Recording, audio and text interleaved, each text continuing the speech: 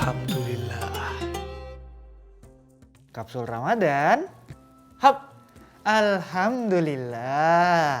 Nah, ini tadi saya sempat singgung di segmen sebelumnya tuh. Apakah kan minimalis itu islami sekali.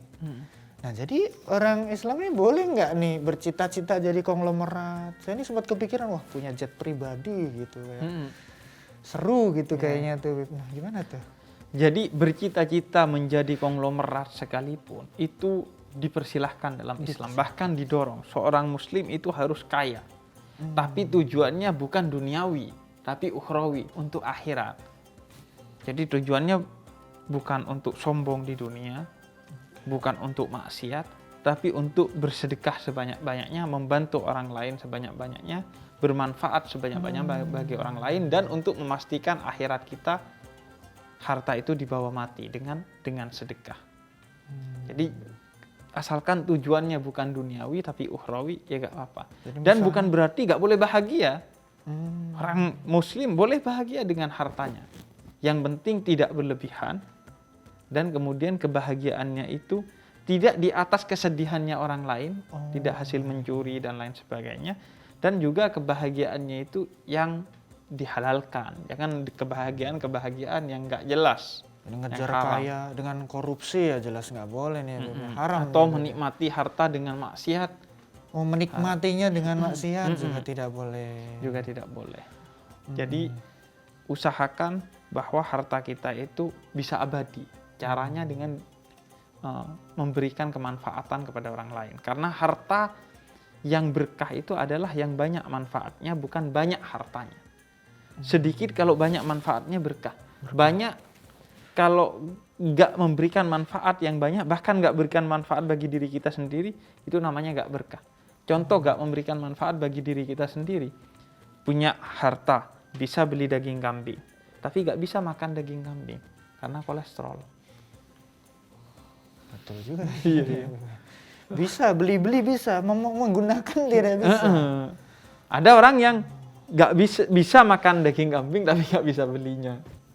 Nah, kalau bisa ini kan join dua orang. Dipertemukan lah. Bukan. Oh, kamu tidak bisa makan daging kambing, tapi kamu bisa memberi kepada orang yang tidak bisa membeli daging kambing. Betul, makanya dalam Islam ada yang namanya kurban.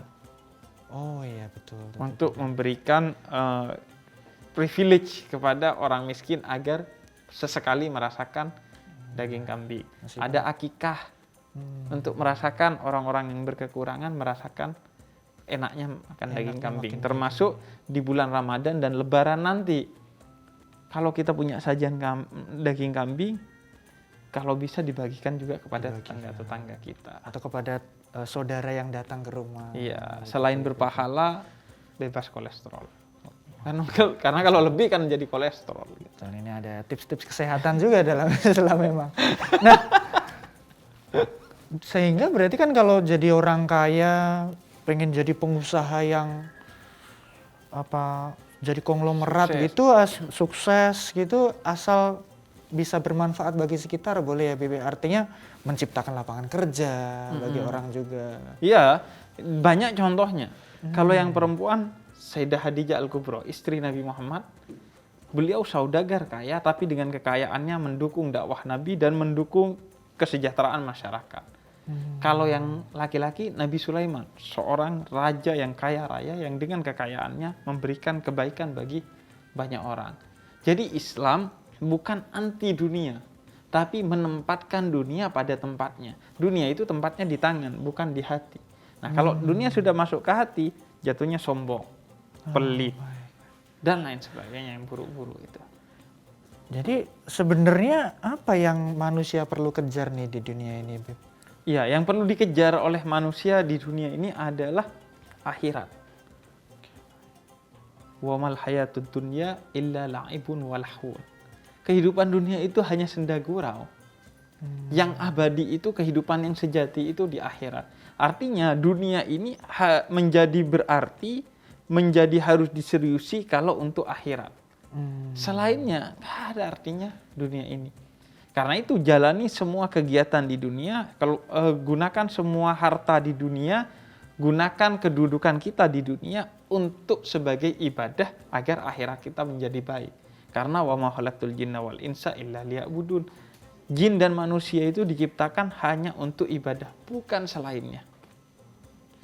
Kita mati gak bawa harta, Allah gak marah. Kita mati gak bawa jabatan, Allah biasa aja. Kita mati gak bawa amal, baru itu Allah tegur kita. Kemana aja? Karena yang dihisap bukan materinya ya Beb ya. Bukan materinya, tapi dikemanakan materi itu selama hidup di dunia. Difungsikan sebagai apa nih akhirnya materinya ini ya Beb ya. Ini jadi materi ini sebagai sarana saja ini Beb ya. Sarana. Islam mendidik kita itu untuk menjadi pecinta akhirat, bukan pecinta dunia. Nah, bagaimana mengetahui kita ini pecinta akhirat apa pecinta dunia? Gampang kata Sayyidina Ali bin Abi Thalib. Bagaimana nih? Kalau ada pengemis datang, Iya. nah, Anda pura-pura tidur atau enggak? Kalau pura-pura tidur berarti Anda pecinta dunia. Kalau justru lagi tidur atau pakai handsfree, kemudian ada pengemis, Anda buka menghormati dia, apalagi dikasih pengamennya, nah Dibuka itu berarti menghormati pecinta terus akhirat. begini nggak apa juga Beb. Itu kayak buka terus kayak Ya paling enggak apa. membuka menghormati sih. Menghormati dulu ya. Artinya nggak terus apa ya cuek Iya. gitu aja. ya, Walaupun Beb, ya. penghormatan nggak bikin dia makan Iya, kayaknya. iya. Kalau bisa jadi nggak hanya menghormati, tapi Iya. mengapresiasi dengan uang. Yang minta juga bingung tuh. Apa nih? Apa tos aja ini. Kecuali begini nih di sini nempel duit 5.000 lah. Iya. Ini kayak monggo silakan diambil. Yang biasanya kita, maaf bang, nggak ada uang kecil. Iya nggak ada uang kecil. Padahal nggak ada syarat dan ketentuan ngasih pengemis itu uang Iya. kecil, nggak ada. Pengemisnya juga besar juga boleh sih Pak. Atau Anda pakai ATM, ada ini saya ada mesinnya. Apalagi sekarang pakai apa? Digital tuh bisa scan aja dia. Lebih mudah sekali. Nah. Iya. Kita masih akan ngobrol-ngobrol lagi nih Bib, tapi kita Oke. harus rehat dulu sebentar. Tetap di Kamsul Ramadan. Alhamdulillah. Alhamdulillah. Alhamdulillah.